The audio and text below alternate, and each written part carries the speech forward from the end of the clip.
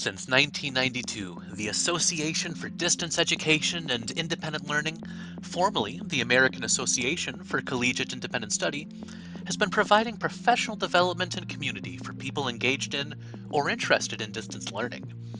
ADEIL Stories and Histories series seeks to paint a picture of ACES and ADEIL, to document the decades-long roots of the organization by gathering stories of longtime members. When AACIS became ADEIL, Evan Smith served as president, a role he served multiple times. Before retiring, he worked at Missouri University as a faculty recruiting coordinator, learning about instructional design and the web as the years went by from 1989 to 2012. He transitioned into a state regulations coordinator, successfully securing approvals or licenses from other states, territories, and protectorates, and curating articles on online distance learning while publishing the occasional article himself. Prior to MU, he served as editor and later a coordinator at Indiana University Bloomington. Evan, thank you so much for sharing your time today to talk about the history of our organization. Really appreciate it. Glad to be here. Yeah. So I'd love just to start the conversation. Tell me about your beginnings with ACES. Okay. Well, I've been at the University of Missouri since 1989. Okay. I retired now, but the director in the early 90s was Dr. Roger Young, and he was one of the instrumental people in getting ACES started. Okay. So I had that connection. And Von Pittman, who was then up at Iowa, was also instrumental. I didn't know that later on he would be the director at Missouri. He came down to Missouri in 1997. So I always had those connections, and a lot of it started probably in the office. I remember the being passed around some membership cards. I don't remember the chronology exactly, but there. ACES formed after a dissatisfaction with financing in another national organization. At the time, there were 70 independent study programs in the United States. A Chapel Hill Independent Study Workshop of 1992 contained the seeds of ACES, including t-shirts and provisional membership cards. Although the C in the acronym was for collegiate, that meant college-sponsored, so high school and eventually lower grades were included. This organization emerged at a time where computers and the internet were just emerging. It was a hands-on kind of workshop about editing and what elements of design and graphics and so on were happening. So it was kind of a middle management or sometimes called a blue-collar workshop, very hands-on. But the point is there were already some ACES t-shirts and some membership cards. So it was in the works. I don't remember all the exact chronology, but we were certainly brought in at one point at Missouri to a meeting about it and encouraged to join. It was free at first. Mm-hmm. The first year was free, so it was easy to do. And I think I was among the first people to fax my membership interest up to Von Pittman at Iowa, little knowing he would be my boss about 10 years later. So they basically used the timetable of the Independent Study Division, typically in November, to have a conference. That was the reason it was often in the fall and not a spring kind of thing, because it was based on an old workshop. It was considered a family reunion to come back a second year. And there were many, many perks like a silent auction, trophies and swag from other universities. People were new at the web. I mean, the web didn't really get going until 93. Yeah. So in 92, we barely knew any more than computer disks or CD-ROMs. So it was a new era, but it was definitely based on independent study, which means that the student works alone, is not part of a cohort, probably not getting a degree unless it's incidental. Mm-hmm. And some people around the country were cobbling together courses from various institutions to make up for requirements or something. And each institution had its rules about how many credits you can do through what was still being called correspondence. Yeah. And the enrollments were often long-term. They were not term-based. So to cut to the chase, independent study was often long-term enrollments Mhm. and the privacy or isolation of working alone. You weren't supposed to work with someone else, or you were probably collaborating or cheating or something. But it was not cohort, it was not term-based. Interesting. So so part of the issue was, do we go online? And if we do, are we changing our whole paradigm, our whole method as the program? Missouri had a lot of people. Mhm. My previous institution, Indiana, did too. I think I only saw them at AACIS once. Hmm. Um, so it was that kind of environment, and people were talking either in the halls or in presentations about where do we go next. Some of that was informal. I'm not sure that many people gave a true presentation on that. I think more of it was just face to face and private conversations. Most of the presentations were about how we got here, or what does our institution do, what do we do about copyright, what kind of enrollments do we have, and so on. Could you talk a little bit more about what those distance education or independent study courses looked like Uh, pre-internet? sure. Yeah. Uh, well, they were called study guides, which is the Yeah. source of the old newsletter.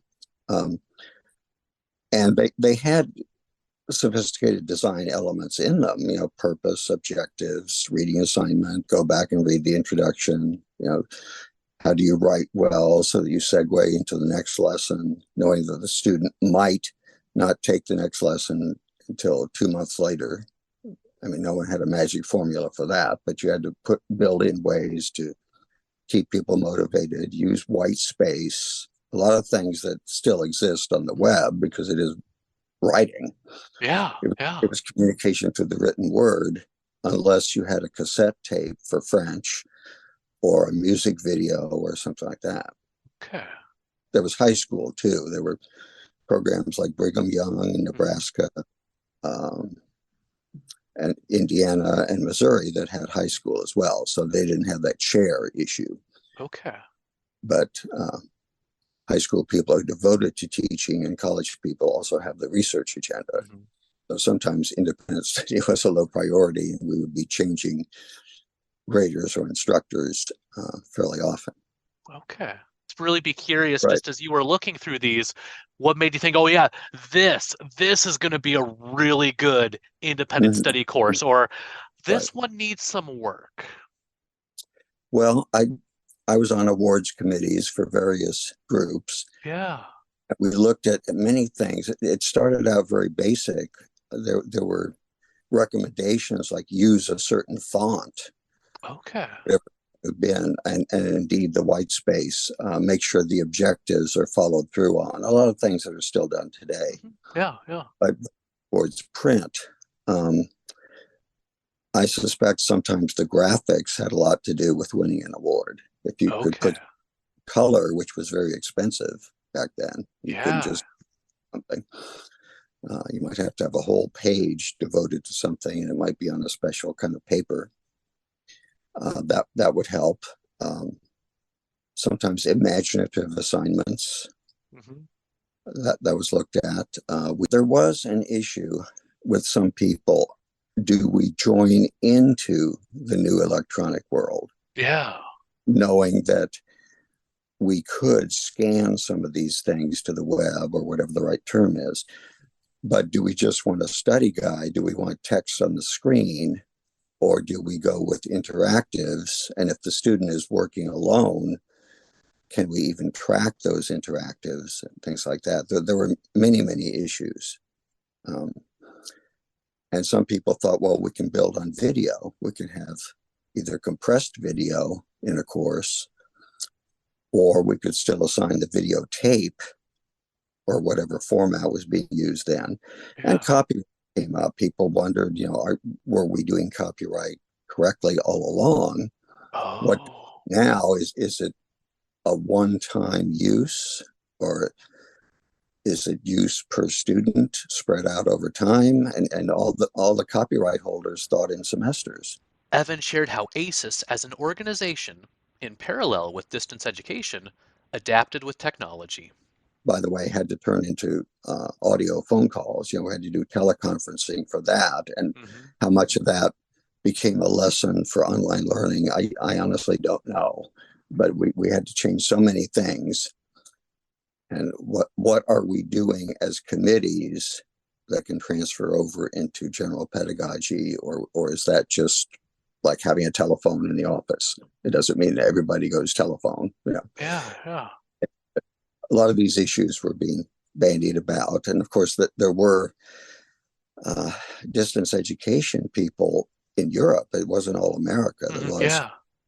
the Germans who were writing often in English or translated, and some people were well known and others weren't. Penn State hosted the 1994 conference with Okay. Thomas, and that was very international. A lot of people from South Africa signed up Wow. because Michael Graham Moore, who later showed up at your Hmm. conference around 2017 or so, Yeah. hosted that.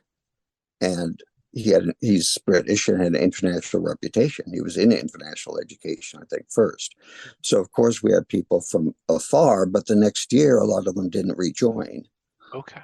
And to jump ahead a little, that was sort of a trope for ACES, that the people who were fascinated in year one might have stayed around for year two, but maybe not. So Hmm. we always had fluctuating enrollment or Yep. registration.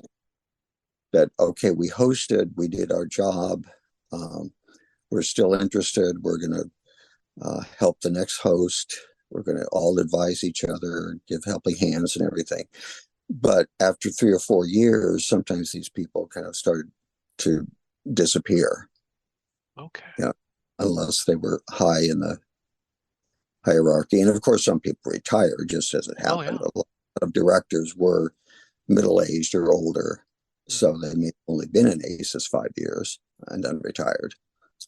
And the changeover was sometimes the assistant director would be promoted, sometimes it was a new person, sometimes the university took advantage of something like that to say, well, let's comp this in to distance learning, or whatever term they were using. And other people would say, well, sorry, we're not really doing independent study anymore. We're having students work together in discussion boards or whatever they were calling it. So they were going electronic and basically doing some of the differences you might see between or among books, plays, movies, TV. What is rehearsed, what isn't, what is spontaneous.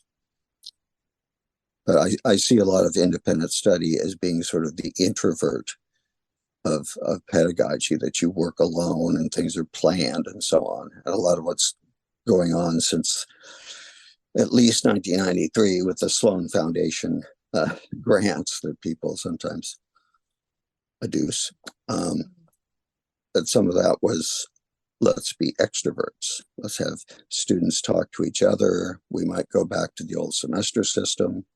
In fact, some people never departed from the semester system Yeah. unless they were at Minnesota and quarters or something. They'd never thought of 9-month enrollments. That was not something they would do, if only because of fears of procrastination, Hmm. or Yep. you got at too much time to do it. Are you going to end up writing a master's thesis instead of a term paper? Yep. We've been doing it since the 1800s or maybe the 1700s with paper. And by the way, paper is a technology, technically speaking, Hmm. Yeah. but it's not technicolor, and it's not that sort of thing. Yeah. So a lot of people did get grants and they built programs. And sometimes that was, there's a lot involved here. Sometimes that was through continuing ed or continuing studies or extension if it was a land grant school. And Mm. sometimes it wasn't. Sometimes it could be done right from University Hall or whatever the central administration was called. And other times it was through continuing ed. So there was that kind of politics going on too. You couldn't avoid what niche are you in politically, economically, pedagogically. Could you talk, Evan, about the different roles that you've had through the history of ACES and ADEIL? Oh, yeah. I think I've been president 3 times. I'd have to check the records, really. Hmm. It was extremely prestigious in the beginning, and almost everybody who was president was a director of an independent study program or perhaps associate director. Yeah.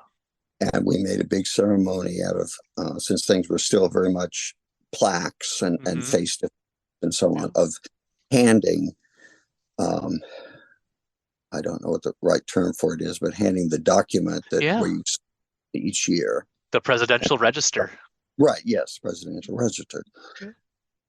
And I think it was about the time when we needed page 2 that we were becoming a deal. Hmm. So we had to insert a logo, and there were times when I think this was pre-COVID, but there were certainly some times when somehow or other it didn't get passed on face to face. Somebody either neglected to bring it to the conference, or the ceremony was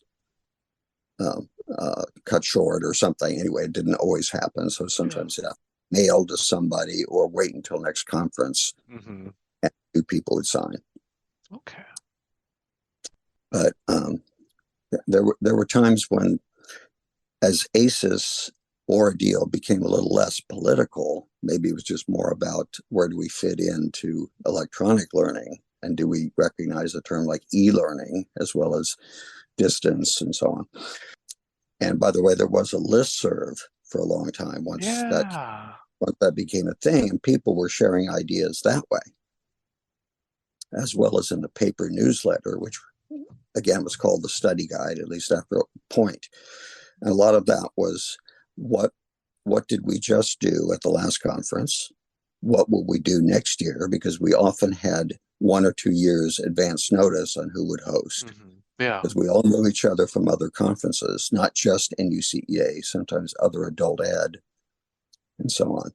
Yeah. And people were saying, well, Texas Tech hasn't done it yet. Nebraska hasn't done it yet. So we all knew the names, and we Hmm. kind of politely pressed each other to host. Missouri actually hosted in 93. So I was lucky to be part of the first official one, beyond Yeah. seeds. Hmm. And we had people, I think we probably had people from New Mexico and Oregon and so on. There were programs in the far west, many of which went a different route. In fact, there was a Colorado consortium that hosted in 95. Okay. So it was Missouri, Penn State, Thomas Edison, and then Estes Park. And of course, a lot of people were attracted by Colorado. Oh, yeah. And there was a consortium, which I don't think exists anymore, but that was the beginning of dress down times. I can remember someone named Cheryl Darling, Okay. who got up at Penn State and said, please, let's dress down next year. It's Colorado and it's going to be winter. Nobody, let's, and that probably helped T-shirts like this one, if you can see it. The Oh, yes.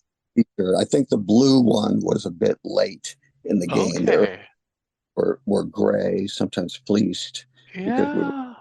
north. We're often in Minnesota or Colorado or something. Mhm. And there were also green ones, which I think I associate with maybe Athens, Ohio. Maybe they had something to Okay. do with that. That might even be their colors. I don't have all of those anymore, but Hmm. anyway, you get the idea. And there was a banner for ACES that was lost somewhere. There was actually a booklet that someone put together. People were very big on booklets, including Okay. in NEA. There was a document you passed along or retyped and passed on to the next director or next president. And somehow that was lost over time. It may have resurfaced, but there was a lot of that. If you were on a committee, you probably got a booklet saying, here are your 5 colleagues who are in it and their phone numbers, because we weren't always doing email. And this is the chair, and this is our mission. And it was very much written out, almost as if it was a manual for course writers or something. And it would often be page after page. You'd find out who else was on other committees too. Now we do that on the web or other Mhm. means. Yeah, yeah. Still relied a lot on the written word and paper documents. And sometimes would even share authors' manuals or course writers' guidebooks at conferences. And if you couldn't bring it for whatever reason, Hmm. you would get somebody's address and you'd send them across country, somebody paying for the postage. Hmm. So a lot of sharing was going on. Yeah, yeah. No, I'm reminded we had you mentioned the presidential register. I was honored to have that in my office last year, and it's humbling seeing the decades worth of names that have led this organization. Right, You obviously right, being one of those, and so yeah, mailing that, and I can remember a certificate of doing by snail mail. I'll sign this, and we'll mail it to the next person to sign it, and then that'll get to the recipient. right. Yeah, Yeah, yeah. that for awards. We had Hmm. several stations across the country. Right. Yeah, Yeah. yeah. Now, what are some of your favorite ACES or ADEIL either memory? Well, actually, let's start with this. What are some of your Mhm. favorite ACES or ADEIL memories? Ah, well, a lot of it, in honesty, as I think Ken Lightfoot said in his talk, a lot of it was the excursions, Yeah. the trip that you went on, depending on the locale. I mean, some people don't get to the beach. I don't think that came until very late when South Carolina hosted in 2015 or so. Some people don't get to the mountains. So there was Estes Park. There were other places such as Weber State that had a role in hosting. And sometimes things would get more Western. Sometimes we'd be in the South or the East and we'd be near a bayou or a river or colonial mansions. There were all sorts of things. And some institutions would go way out to have a lot of events to see. So Reno, Nevada hosted 2002, I believe. I think the tagline was the new frontier or something like that. And I think they had Stomp perform. Oh, wow. Yeah. Yeah, yeah, and many other things. There was something going on with the Basque culture and Basque studies at Reno, at least at some conference, maybe Hmm. not that one. Yeah.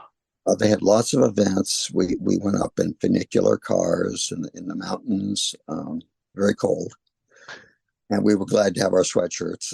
Yes.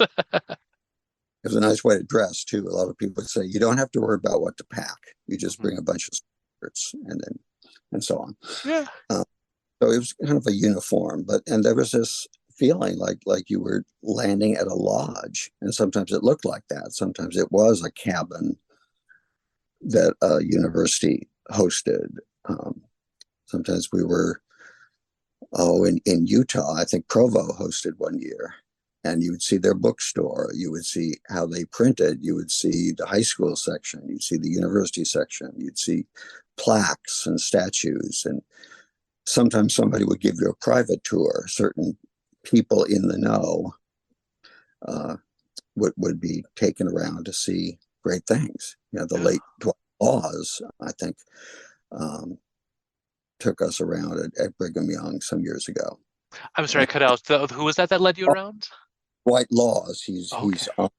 he's honored in one of the archival. Yes. Yeah, yeah, and even if the conference was some other organization, and sometimes I do get these confused, but sometimes Salt Lake City would have another kind of conference, perhaps in the spring. But those of us in ACES kind of winked at each other and said, "Well, we'll go take our little tour, or we'll get together and have an offshoot meeting or something like that," even if Yeah. it meant going down to Provo or something. So we would take advantage of nearby cities a lot of times. Nice. Um, and of course, there were antics, and I think talked about some of the hijinks that went on. One of the years I missed, there was a corn maze, so I can only tell you secondhand accounts, but I know a lot of people, military training still had trouble getting out.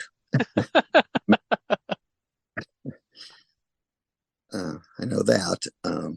One year there was a reindeer farm. I think that was at University of Illinois Urbana. Wow. Because sometimes they were still in November and it was Yeah. getting close to Thanksgiving and Christmas, and people were thinking about the seasons, the holidays, and gifts and so on. So if you had any place like a special shopping center in Minnesota or Athens, Ohio, or wherever it might be, there was a chance to get Christmas gifts. And then add that to the silent auction and whatever swag you pick up on your own. Sometimes shipping things home, which was another issue, by the way, that Oh a yeah. long ago there was super savers. If you left on a Thursday or Friday and came back on a Monday or whatever the rule was, you could get a special deal on flights. And sometimes AACIS was indeed a Friday, Saturday thing. Okay. So it worked. Later on, sometimes people shifted to the Columbus Day format or mid-October, and sometimes it was midweek. Mhm. But in the early days, we tried to keep people from having to miss too much work. Yeah. And sometimes graduate students could get a grant to go. When more and more instructional design was recognized, people would do that. And some institutions, whether they were hosting or sending you, probably met with all the participants later and probably quizzed them on what did you learn, and what will you put into your thesis if you're doing one, or what will you put into your next term paper. There's Yeah. not a lot of evidence, hard evidence of that. You probably have to ask around, but I'm sure that happened. Hmm. But it was just this feeling of family reunion, and there were a lot of people from Ohio and places sort of in the north that helped promote that. And I think at some point we got more and more Southerners. There were some unfortunate times when a hurricane would devastate some part of Alabama, Louisiana, or Mississippi, and that's where some of our website people were. So there was somewhere along the line, there was a year when our web gurus weren't available for things, or they had to go to a cache, or they had to print something out. It Yeah. was difficult to do some of the surveys, which we've pretty much abandoned, but we used to do those a lot because people were curious. How do you pay instructors? Have you changed because of Yeah. a web rate and a print rate, or are you beyond that? It was sometimes hard to fill in the blanks because a lot of things were NA, and the committee kept redoing that to try and accommodate different things. And that's something that actually started with NUCEA. I believe his name was Ron McClory. I think that was his name. He was at LSU, I believe. And he did that through NUCEA, and then it became an ACES thing. So it was another case of kind of co-opting or modifying something from another organization. And it was very important. And some people did benchmarking beyond that.